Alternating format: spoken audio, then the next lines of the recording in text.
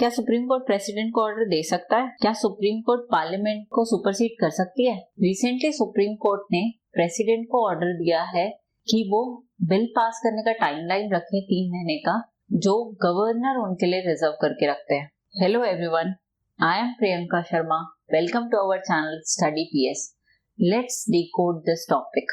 आज हम judicial overreach के बारे में पढ़ेंगे और इसके जुडिशियल ओवररीच में ही हम अंडरस्टैंड करेंगे कि सेपरेशन ऑफ पावर क्या होता है। इसमें हमारे बेसिकली ये डिकोड जब हम एक टॉपिक को कर रहे हैं तो कुछ फॉलोइंग टॉपिक्स पढ़ेंगे, जैसे कि जुडिशियल ओवररीच क्या होती है, आर्टिकल 142 कैसे रिलेटेड है, तमिलनाडु बिल कंट्रोवर्सी एग्जैक्टली क्या है, जुडिशियल एक्टिविज्म या ओवररीच, दोनों में क्या फर्क है, and finally the conclusion. Okay, so let's move towards the topic. Now आपको पता होगा रिसेंटली हमारे वाइस प्रेसिडेंट जगदीश धनखड़ ने सुप्रीम कोर्ट को क्रिटिसाइज किया है फॉर इट्स जुडिशियल ओवररीच और दोहराया है कि पार्लियामेंट सुप्रीम है ना। ये इन्होंने क्यों किया, ये इन्होंने कैसे क्यों बोला? तो हाल ही में एपेक्स कोर्ट ने, हमारे सुप्रीम कोर्ट ने प्रिस्क्राइब किया 3 महीने का टाइमलाइन प्रेसिडेंट के लिए कि प्रेसिडेंट कोई भी बिल जो कि गवर्नर उनके लिए रिजर्व करके रखते हैं, उनके अप्रूवल के लिए जो बिल्स गवर्नर रिजर्व करके रखते हैं, उनको प्रेसिडेंट 3 मंथ के अंदर अंदर पास करेंगे। डिसाइड करेंगे, it's not only pass, decide करेंगे कि उसको अप्रूव करना है या नहीं, whatever he want to do, है ना। अब now according to our constitution it is not in the domain of judiciary, it is exactly not in the judiciary का काम नहीं है कि आप ये बताएं कि बिल कौन सा और कौन सा और कितने दिन के लिए रिजर्व करके रखना है, कितने दिन के लिए डिसाइड करना है कि वो अप्रूव होगा या नहीं होगा, है ना। तो जगदीश धनखड़ ने बोला कि supreme court role of super parliament play नहीं कर सकता है। और आपको भी पता होगा कि कॉन्स्टिट्यूशन में ऐसा कोई भी टाइमलाइन नहीं दिया गया है, ठीक है। ऐसा कोई टाइमलाइन नहीं दिया गया कि बिल को कितने टाइम तक पास करना है या कितने टाइम तक पास नहीं करना है, ठीक है। तो ये पूरा प्रेसिडेंट के ऊपर होता है। ओके, नेक्स्ट हम देखते हैं जुडिशियल ओवररीच एग्जैक्टली होता क्या है। तो ये टॉपिक पढ़ने से पहले हम थोड़ा देख लें कि जुडिशियल ओवररीच को तो ओवररीच तो है, मगर हमारे कॉन्स्टिट्यूशन में आपको पता होगा कि 3 बॉडीज हैं, right, legislative, executive and judiciary. Okay, legislative का क्या काम होता है? लॉ मेकिंग, ठीक है। एग्जीक्यूटिव का क्या काम होता है? इम्प्लीमेंट कराना, जो भी आप लॉ पॉलिसीज बना रहे हो उसको इम्प्लीमेंट करवाएगा। और जुडिशरी का काम होता है भाई एनफोर्स करके रखना कि कानूनी तौर पे रूल ऑफ लॉ चल रहा है या नहीं, कंट्री पे रूल ऑफ लॉ चल रहा है या नहीं, पहला। दूसरा, कॉन्स्टिट्यूशन अपहोल्ड हो रहे हैं या नहीं, ठीक है। तो ये हमारे 3 बॉडीज का काम है, लेजिस्लेटिव, एग्जीक्यूटिव, जुडिशरी। अब अगर जुडिशरी अपना डोमेन छोड़ के एग्जीक्यूटिव या लेजिस्लेटिव पे इंटरफेयर करने लग जाए या उनका काम करने लग जाए, तो वो क्या कहलाता है कि वो अपने दायरे से, अपने डोमेन से बाहर जा रहे हैं, एक्सीड कर रहे हैं और कॉन्स्टिट्यूशनल बैलेंस ऑफ पावर को डिस्टर्ब कर रहे हैं। बैलेंस ऑफ पावर क्या है? बैलेंस ऑफ पावर यही तो है ना कि भाई लेजिस्लेटिव लॉ बना रहा है ना। अब सोचो अगर लेजिस्लेचर जो है, जो हमारे एमपीज एमएलएज हैं, वो लॉ बनाना छोड़ के जजमेंट्स देने लग जाए तो कैसा लगेगा?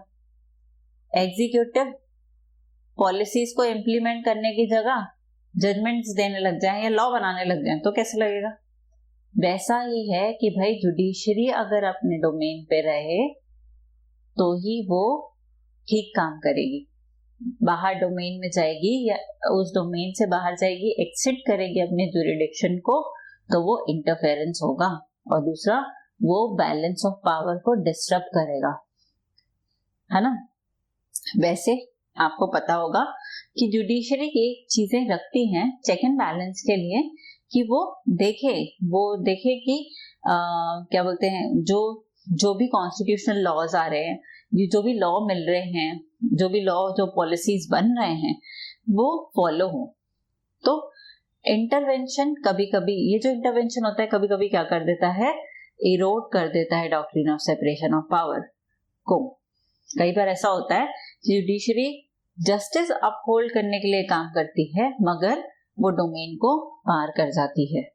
ठीक है, तो ये हमें देखना होगा कि कौन सी चीज है जो जुडिशियल ओवररीच कहलाएगी और कौन सी है जो एक्टिविज्म कहलाएगी। ठीक है, नेक्स्ट स्लाइड में हम देखेंगे आर्टिकल 142। मैं इसको बहुत सिंपली समझाना चाहूंगी।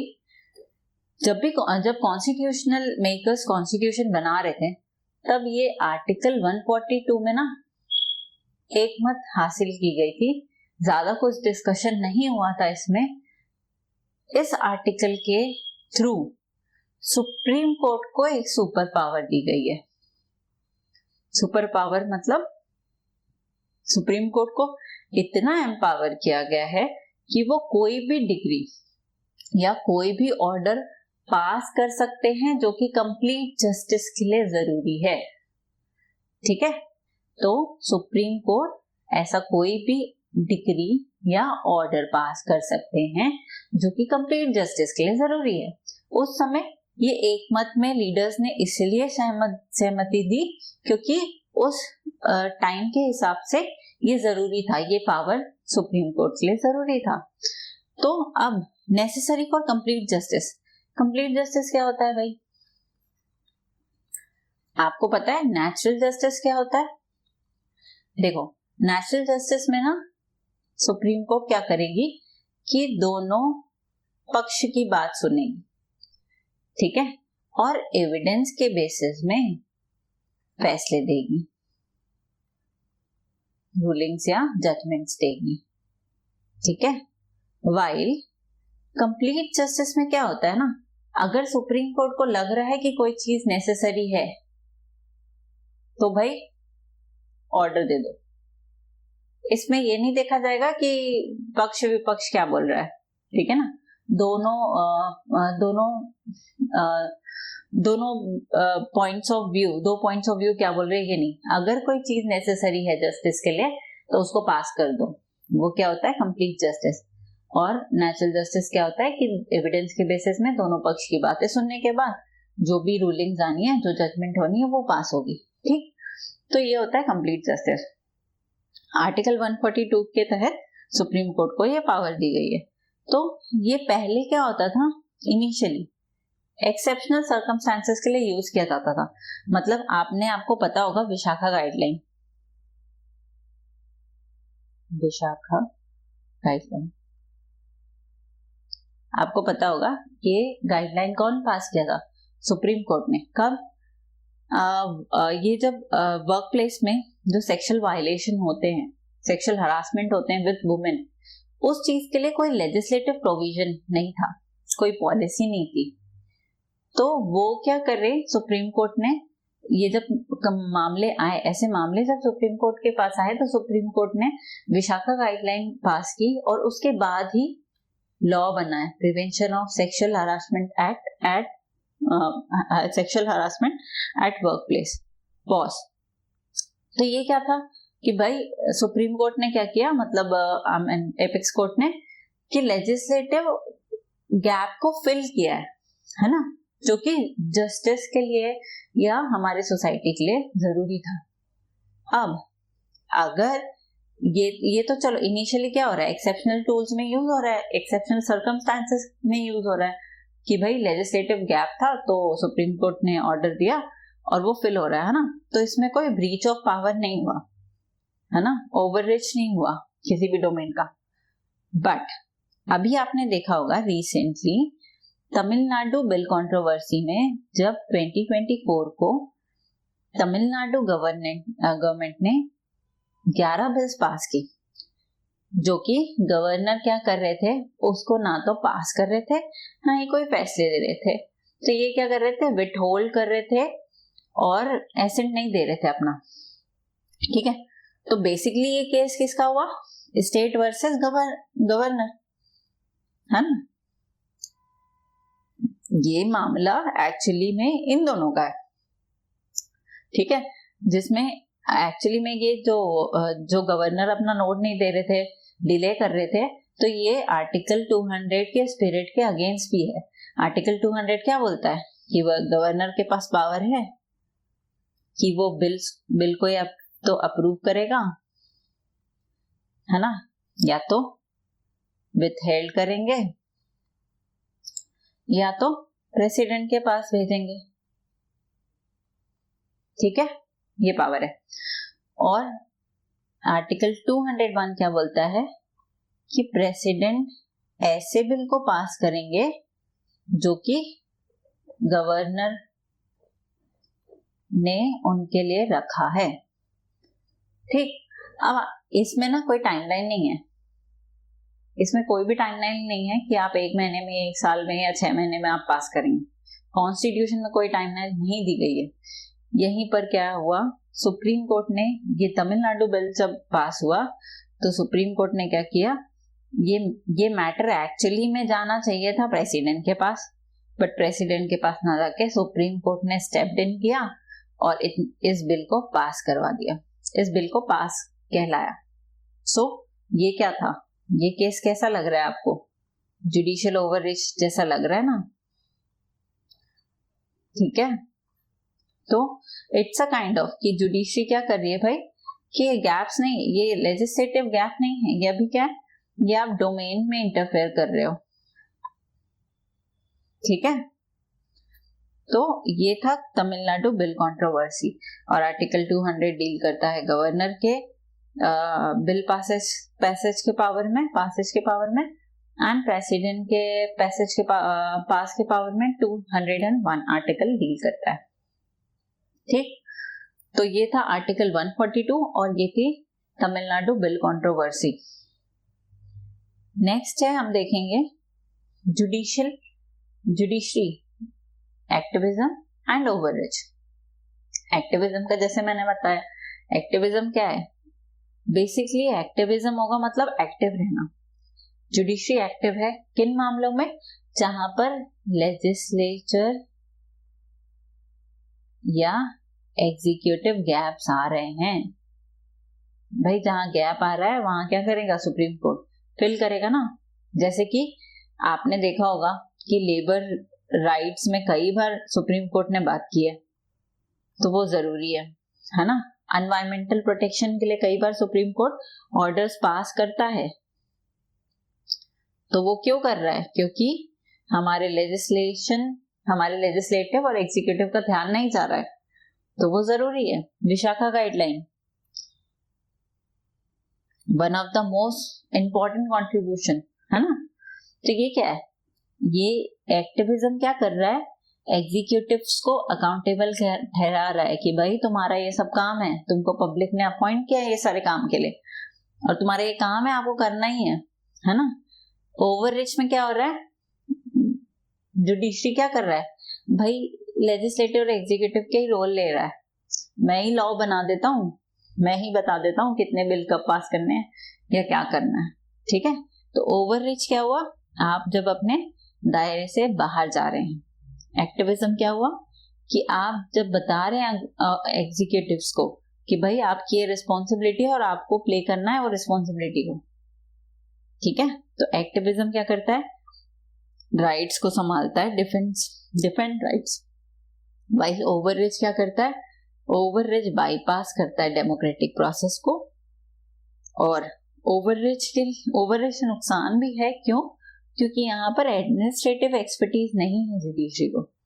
जुडिशरी क्या कर रहा है भाई, जुडिशरी या तो कॉन्स्टिट्यूशन इंटरप्रेट कर रहा है या तो जजमेंट्स दे रहा है ना। क्या उसके पास पॉलिसी मेकिंग का कोई एक्सपर्टीज होगा? नहीं। क्या पॉलिसी इंप्लीमेंटेशन में कोई एक्सपर्टीज होगा? बिल्कुल नहीं, है ना। तो ये जो काम है, वो जो काम जिनको मिला हुआ है वो करे तो ज्यादा बेहतर, है ना। तो ये होता है judiciary activism and judiciary overreach. आपने देखा होगा डेफिनेशन से कि बहुत ही हेयरलाइन डिफरेंस है दोनों में, और यही मेंटेन करना होता है, ठीक है। नेक्स्ट अगर हम जुडिशरी का एग्जाम्पल्स देखें हाल फिलहाल में, तो आपको पता होगा कि नेशनल एंथम इन सिनेमास, इसमें क्या किया था श्याम नारायण चौकसी केस में, सुप्रीम कोर्ट बोले थे कि भाई किसी भी सिनेमा हॉल्स में स्क्रीनिंग के पहले नेशनल एंथम स्क्रीन होगा और सारे लोग को स्टैंड अप पोजीशन में खड़ा होना होगा। मगर ये जो रूलिंग थी वो ना कॉन्ट्राडिक्टरी थी prevention of insult to national honour act 1971 की, जो कि ये कहता है कि use of national anthem in performance and show prohibited है। आप नहीं नेशनल एंथम चला सकते परफॉर्मेंस एंड शो में, ठीक है। तो this is one of the example of an overreach. Next है एनजेक। एनजेक आपको पता होगा इंडियन गवर्नमेंट ने 99th अमेंडमेंट के साथ नेशनल जुडिशरी अपॉइंटमेंट कमीशन बनाई थी, जो कि जुडिशरी ने क्या किया था, अनकॉन्स्टिट्यूशनल ठहरा दिया था। और इवन गवर्नमेंट ने ना रिक्वेस्ट भी की थी कि आप सजेशंस दे दो ताकि हम रिफॉर्म करें जो आपकी एग्जिस्टिंग कोलिजन सिस्टम है।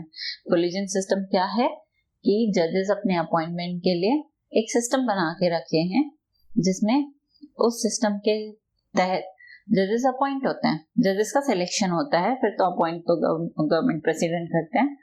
तो ये भी क्या था, ये ओवर स्टेप कर रही थी जुडिशरी, अपने डोमेन से बाहर जा रही थी, है ना। नेक्स्ट आप देखेंगे लिकर बैन।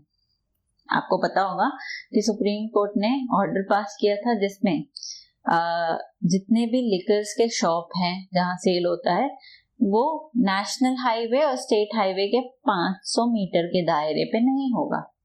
अब ये काम किसका है भाई, ये रोड सेफ्टी का मामला है और ये काम किसका है, एग्जीक्यूटिव का मामला है। तो इट्स हाईलाइट की जुडिशियल ओवररीच हो रहा है ना। Next fire cracker ban, BS vehicle mandates. तो ये वाले इश्यूज भी जो आए थे वो लीगल फ्रेमवर्क में आते हैं, कोर्ट बियॉन्ड लीगल फ्रेमवर्क में काम कर रहा है। तो ये थोड़ा ना ये एग्जांपल्स ओवररीच की तरफ दिखाता है जुडिशरी का, ठीक है। और इसमें देखो जो रूलिंग्स होती है वो वेल इंटेंशन्ड होती है, मगर ये क्या होता है, often override executive discretionary, raising question about judiciary competency in technical matters, है ना।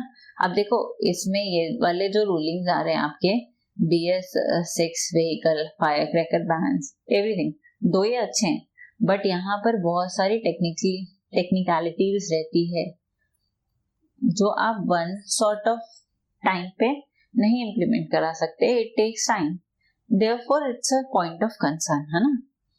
नेक्स्ट क्या है, अब जुडिशरी की क्रिटिसिज्म भी होती है जुडिशियल ओवररीच के मामले में। क्यों, पहला तो ये भाई violation of separation of power है। आपको मैंने बताया था कि लेजिस्लेटिव, एग्जीक्यूटिव और जुडिशरी का काम अलग अलग है। अगर ये लोग एक दूसरे का काम करने लग जाए ना तो फिर तो भाई क्या होगा, सेपरेशन ऑफ पावर रखने ही क्यों है, फिर तो वायलेशन हो रही है ना उसकी।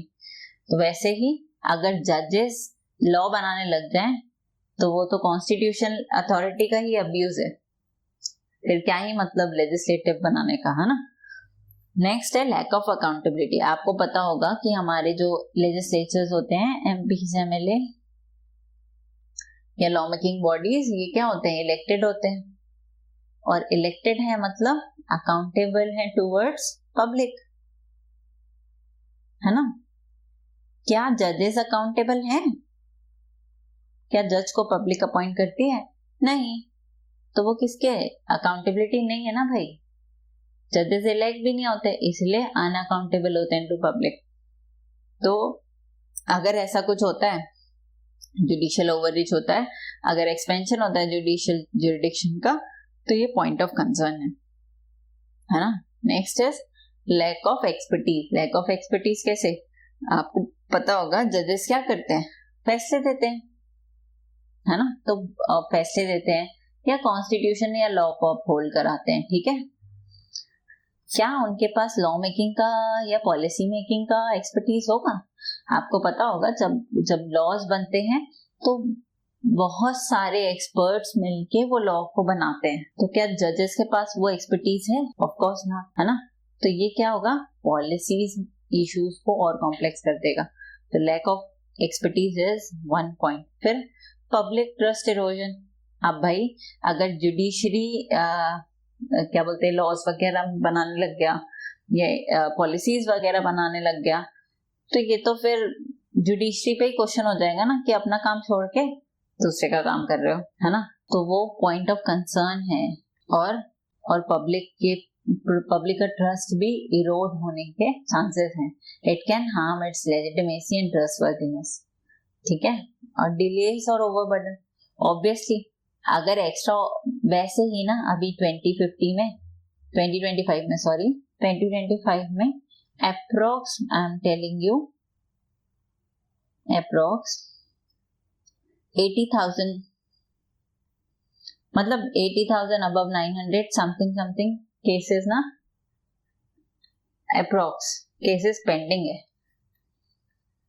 आप सोच लो, सुप्रीम कोर्ट के पास ऑलरेडी इतने केसेस पेंडिंग है, और वो एक्स्ट्रा रिस्पॉन्सिबिलिटी ले लेना भाई लेजिस्लेटिव और एग्जीक्यूटिव के, तो अब तुम सोच सकते हो कि कितना डिले होगा और कितना ओवरबर्डन होगा। तो क्यों करना भाई, क्यों अपने बैकलॉग्स लगाने हैं? आप अपने पहले काम खत्म करो, फिर दूसरों के डोमेन्स में इंटरफेयर करो, है ना। तो judicial overreach does not disturb governance, it can weaken the judiciary itself by creating backlashes, delays and credibility issue.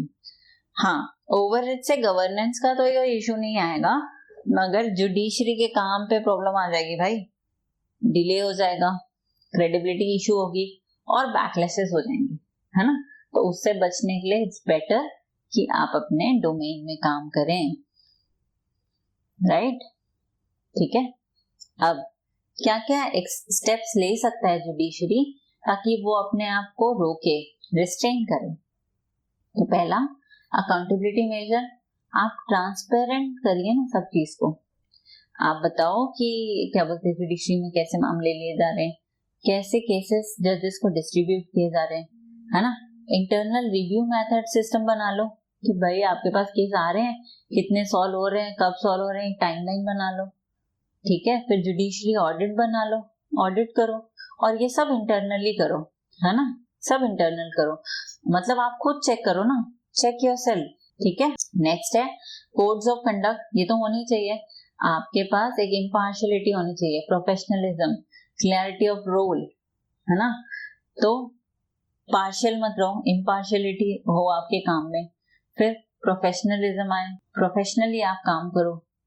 दूसरा, आपके पास क्लैरिटी ऑफ रोल होना चाहिए कि आप कौन सा काम कर सकते हो और कौन सा नहीं, क्या आपके काम है, क्या आपके कर्तव्य हैं या क्या नहीं, ठीक है। नेक्स्ट है डाइवर्स एंड ट्रांसपेरेंट अपॉइंटमेंट। आपको पता होगा जुडिशरी नेपोटिज्म के नाम पे बहुत बदनाम है ना। तो ये इसके लिए आप क्या कर सकते हो, इसको अगर ये छवि आपकी बंद करवानी है जजमेंट्स अपॉइंटमेंट में, तो आपको क्या रिप्रेजेंटेशन करना पड़ेगा पूरे सोसाइटी, सोशल लेवल, सारे सोशल लेवल के पीपल्स को, है ना। मतलब जजेस हर तबके के लोग से अपॉइंटमेंट हो, तब वो क्या होगा, फेयरनेस इंप्रूव करेगा, तब फेयरनेस आएगी और तब क्रेडिबिलिटी बढ़ेगी, ठीक है। तो judicial restraint does not mean passivist, मतलब ऐसा नहीं कि जुडिशरी रेस्ट्रेन हम लगा रहे हैं तो हम जुडिशरी को रोक रहे हैं, नहीं। ये क्या कर रहा है, इसकी वजह से अगर ये रेस्ट्रेन रखेंगे तो एक इंस्टीट्यूशनल बाउंड्रीज रहेगी, और हम क्या कर सकते हैं, focusing on the enforcement of law, not creating it. Judiciary का काम क्या है कि आप एनफोर्स कराओ भाई लॉ को, बनाओ मत, वही चीज तो करवानी है ना। So this is for today. आज के लिए इतना, ये जुडिशरी ओवररीच के लिए इतना ही था। आपको कैसा लगा ये आप जरूर कमेंट बॉक्स में बताएंगे। दूसरा, आप खुद भी सोचें और बताएं क्या ये जुडिशरी ओवररीच का केसेस है जो हम ऊपर पढ़े हैं, और दूसरा क्या क्या कर सकता है जुडिशरी अपने ओवररीच को एक्टिविज्म में बदलने के लिए या एक्टिवली अपना काम करने के लिए। कमेंट बॉक्स में जरूर बताएं। वीडियो अगर पसंद आया हो तो लाइक करें एंड हमारे चैनल को सब्सक्राइब करें। Thank you.